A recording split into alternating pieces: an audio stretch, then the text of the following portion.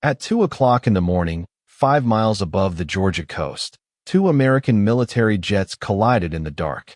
One pilot ejected. The other was left flying a crippled bomber with a hydrogen bomb in its belly. He tried to land 3 times. Each attempt failed, so he made a decision that still shapes the coastline today. He opened the bomb bay doors and dropped the weapon into the Atlantic. It was never found. On February 5, 1958, a B-47 Stratojet left Homestead Air Force Base in Florida on a simulated combat mission. The B-47 was one of the defining machines of the early Cold War, a silver, swept-wing bomber built to fly high and fast, carrying nuclear weapons toward targets it was hoped it would never have to reach. This aircraft carried a Mark 15 thermonuclear bomb. It was nearly 4 meters long and weighed about 3.5 tons. Inside the casing were roughly 400 pounds of conventional high explosive. That explosive was designed to compress nuclear material in a precise sequence. In an accident, it was still dangerous even if a nuclear detonation was impossible. The training mission sent the bomber north, toward the Georgia coast. In the same airspace, F-86 Sabre fighters were carrying out another exercise. At around 2 in the morning, at 36,000 feet, one of the fighters failed to detect the bomber until there was almost no time left. The F-86 struck the B-47. The fighter was destroyed, but its pilot escaped by ejecting. The bomber somehow remained in the air. Its left wing was badly damaged. One engine was partly torn away. The 3 men aboard now had to bring a wounded jet back to Hunter Air Force Base near Savannah. But there was a problem beneath their feet. Landing a damaged B-47 was already hazardous. Landing it with a 7,500-pound bomb was worse. If the aircraft broke apart or caught fire on the runway, the conventional explosives in the weapon could detonate. The crew made 3 attempts to land. They could not do it safely. The pilot requested permission to jettison the bomb. Controllers approved. Over Wassaw Sound, south of Tybee Island, the bomb bay opened. The Mark 15 fell into the black water below. The crew saw no explosion. With the aircraft suddenly lighter, the pilot returned to Hunter and made a successful emergency landing. All 3 men survived. The immediate crisis was over. But now the United States had to find a hydrogen bomb somewhere beneath several square miles of moving coastal water. Recovery crews began searching the next morning. The Air Force's explosive ordnance specialists were joined by around 100 Navy personnel.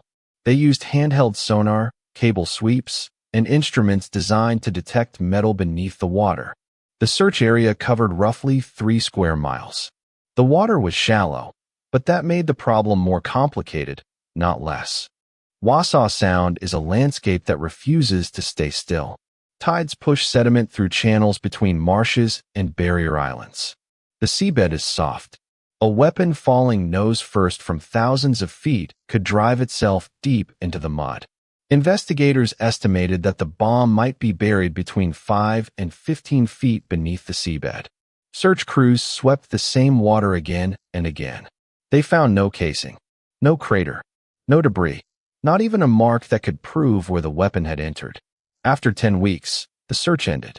On April 16, 1958, the United States Air Force classified the bomb as irretrievably lost. That phrase sounds final. It was not. For decades, the Tybee bomb remained part military record, part local legend. Beach houses rose along the coast. Fishing boats crossed the Sound. In 1996, Olympic sailing events took place in the same waters. And somewhere beneath them, according to the Air Force, the missing weapon remained. The most important question is also the most disputed. Could it produce a nuclear explosion? Early thermonuclear weapons did not always carry their nuclear material in one permanently sealed assembly. A removable nuclear capsule could be kept separate and installed when required. The Air Force's official position is that the bomb dropped near Tybee did not contain that capsule. Without it, a nuclear yield was impossible. But one declassified document complicated the story. In 1966, an assistant to the Secretary of Defense sent Congress a list of nuclear weapons that had been lost and never recovered. The Tybee weapon was described as a complete weapon, a bomb with a nuclear capsule. Years later, when the contradiction drew attention, the Air Force re-examined its original records and said the 1966 description was wrong. Documents from the mission identified the weapon as simulated, meaning the capsule was absent. There is also a broader operational clue.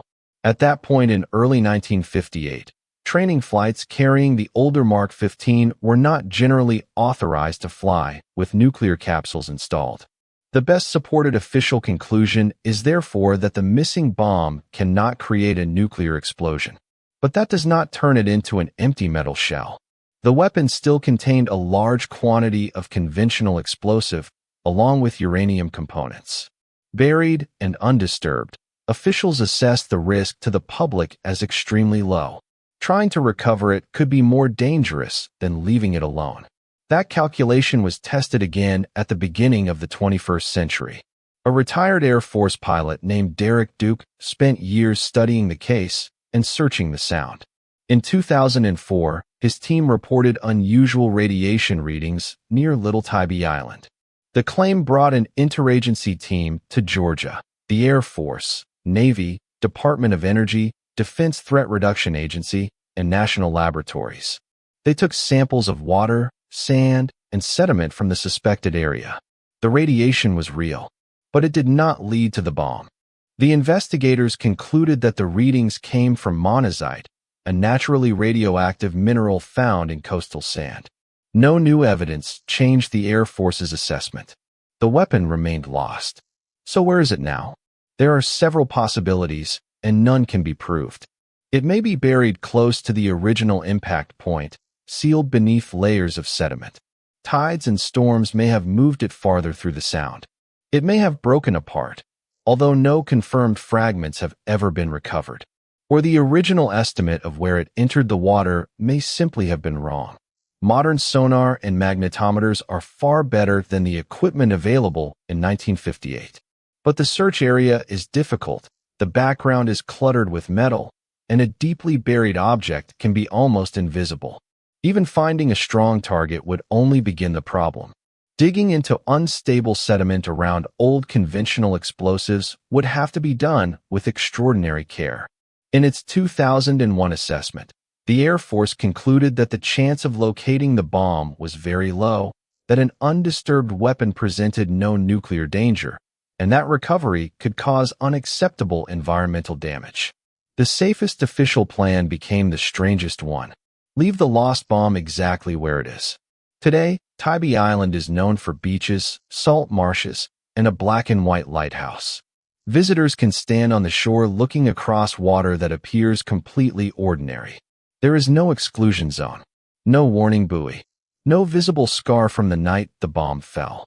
Only an unresolved location in an old military file, and a weapon that passed from aircraft to ocean to legend in a matter of seconds. The story is not that a nuclear explosion is waiting beneath every fishing boat. Official evidence argues strongly against that. The stranger truth is more human. In the middle of a routine exercise, one collision forced a pilot to choose between two dangers. His decision saved a damaged aircraft and everyone aboard it. Then hundreds of people searched for 10 weeks and failed to find an object nearly 4 meters long and weighing more than 3 tons. The United States knows the date it was lost. It knows the aircraft that carried it. It knows the men who dropped it and the sound where it disappeared. But after more than 68 years, it still does not know exactly where the bomb is.